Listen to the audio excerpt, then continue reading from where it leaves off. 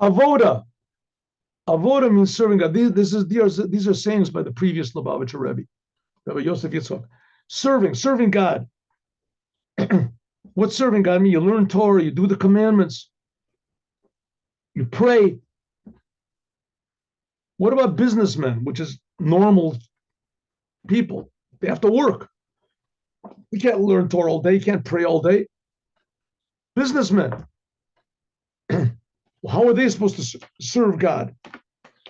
Maybe they don't serve God. They just let the other people do it. No. Everybody has to serve God.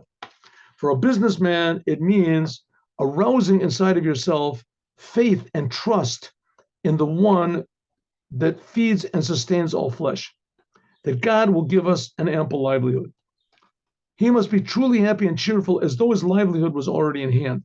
A person that sits and learns Torah, so he sits and learns Torah, and there's no really big challenges. His challenges are, do I understand what's being said here or not? A lot of times you can work the whole day and understand something in the Talmud and think, oh, I got it.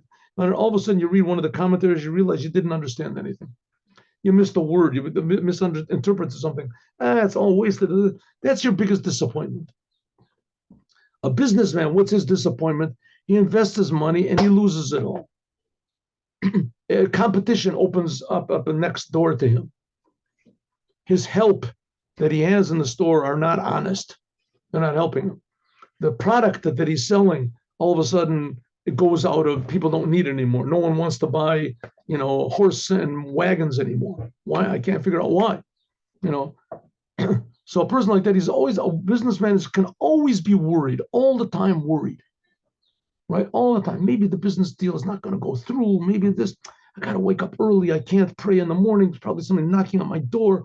This is probably the big deal that's going to go through. It's going to be. So it says, serving God for a businessman is, don't think like that. Don't think like that. God is the one that provides. The only reason you have a business is because God wants you to have a business. God doesn't want you to sit and just open your mouth like a little, what is it, a chick, whatever it's called, a baby chicken. And your mother's going to come, God's going to come put a worm in your mouth.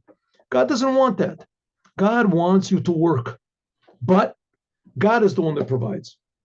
God is the one that provides. You have to do what in order to make a good business, an honest business, but your business number is secondary. First of all is praying and learning Torah and doing the commandments. But you have to be a good businessman. You have to open up on time. You have to have good products. You have to provide. You have to be friendly. You have to be helpful, right? If a product is not good, you have to take it back. Not easy to have a business, but the whole time, it's much easier though if you're happy and cheerful as though all of your money is already in hand. And you'll see that it works.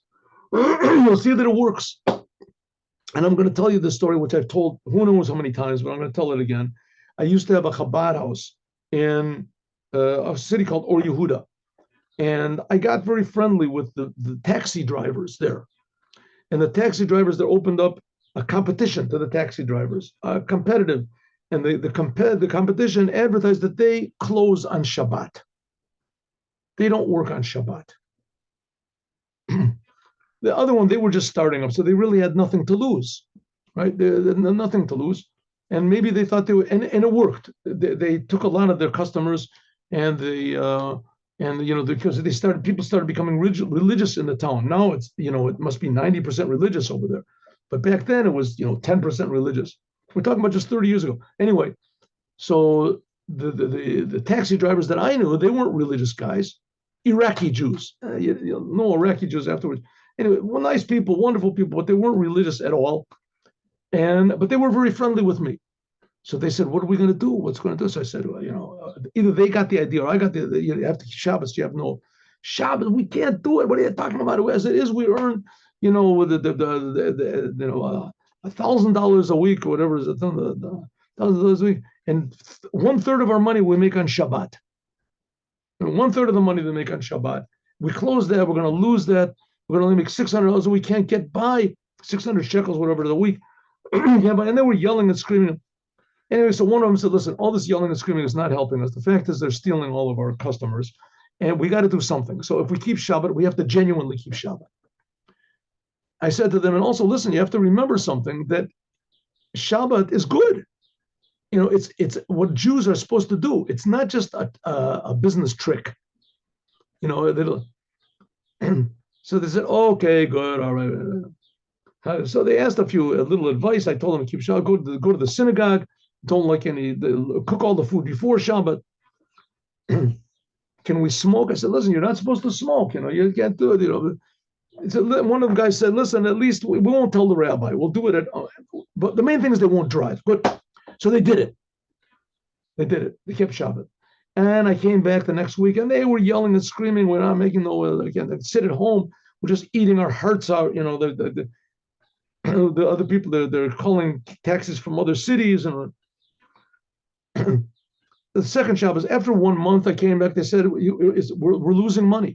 We're losing money exactly like we thought. Instead of making 1,000 shekels a month or a lira, whatever it is a month, we're making only 600. It's worse than we thought. After the second month, third month, they said, listen, we're making less money, but it ends up that we finish the month with just the same debts as we did beforehand. We don't understand what's going on. And not only that, we're sitting with our family at home. We're making a meal on Shabbat. I make kiddush and everything like that. And you see our kids, we have to talk, and we're joking, we're laughing. And finally, in the end, they decided they kept Shabbat, and they lost money, and everything came out okay. Everything came out all right. That they ended the month with the same exact, bank account as they did beforehand. And they said, we don't understand it, but it's working out. So that's what it means. If you trust God, it works out. In the end, it works out. As somebody once said to the Rebbe, I can't keep Shabbat. I make half of my money on Shabbat. And the Rebbe said, listen, God, how many people are there in the world? At that time, there was like 7 billion, right? There's 7 billion people in the world. God provides for 7 billion people. You think it's going to have a problem providing for one more for you? You keep Shabbat, don't worry, God will take care of you.